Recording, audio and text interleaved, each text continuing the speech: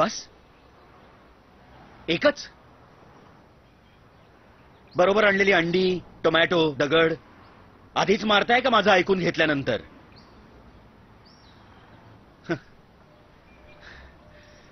काय गंमत आहे नाही? मी निवडणूक लढवतोय हे ऐकल्यानंतर तुमचं पित्त खवळलं का? हक्क आहे मला. बाबासाहेब आंबेडकरांनी घटनेत मला अधिकार दिलाय तो. खुनी, दरोडेखोर, स्मगलर्स हे तुम्हाला खासदार आमदार म्हणून चालतात, पण एक प्रामाणिक मराठी माणूस आज राजकारणात जातोय असं म्हटल्यानंतर जणू काय मी तुम्हाला नरकात आणि मसणात घेऊन चाललोय अशी प्रतिक्रिया का?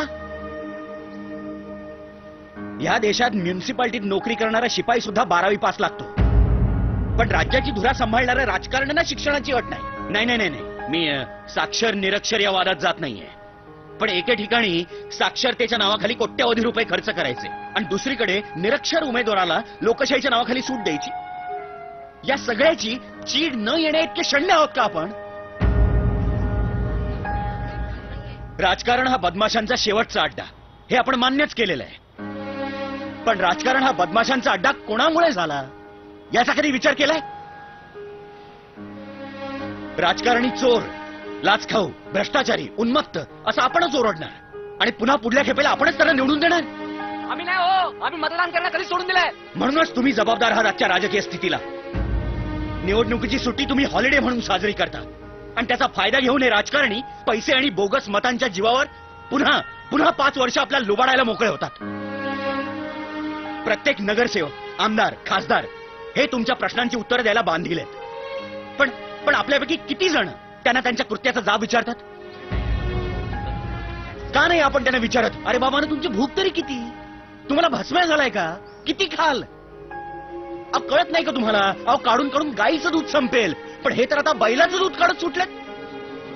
देखो देखो सुनो, कोथिंबिरीची जुडी सुद्धा पारखून घेणारे आपण राजकारणाच्या बाबतीत इतके गाफील का? ऐऱ्या गैऱ्यांच्या हातात सत्ता देऊन मुरदाडासारखं गुडघ्यात माना घालून स्वतःच्याच मुलखात परक्यासारखं जगण्यासाठी जन्माला आलोय का आपण? माझी राजकारणात यायची पात्रता नाही हे मी जाणतो, पण आज तुम्हा लोकांना इथे एकत्र करण्यासाठी मला असं खोटं बोलावं लागलं. बोला ना, अच्छा आदमी. आज एकच सांगतो, जागे व्हा. अजूनही वेळ गेलेली नाही. आपल्या मनाशी पक्क करा, मतदान हा हक्क बजावायचाच.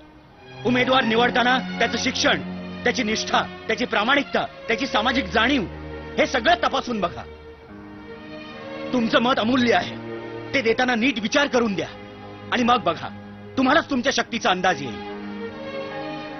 हे सगळे बदल लगेच घडणार नाहीये, पण मला 100% खात्री आहे, आपण आज पाऊल उचललं तर येत्या काही वर्षातच आपल्या राज्याचा आरोग्य मंत्री एक डॉक्टर असेल, अर्थमंत्री एक अर्थशास्त्र तज्ञ असेल आणि क्रीडा मंत्री एक खेळाडू असेल.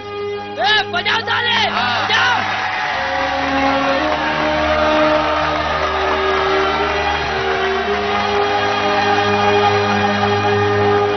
समर्थांनी महाराजांचं वर्णन केलं होतं, निश्चयाचा महामेरू.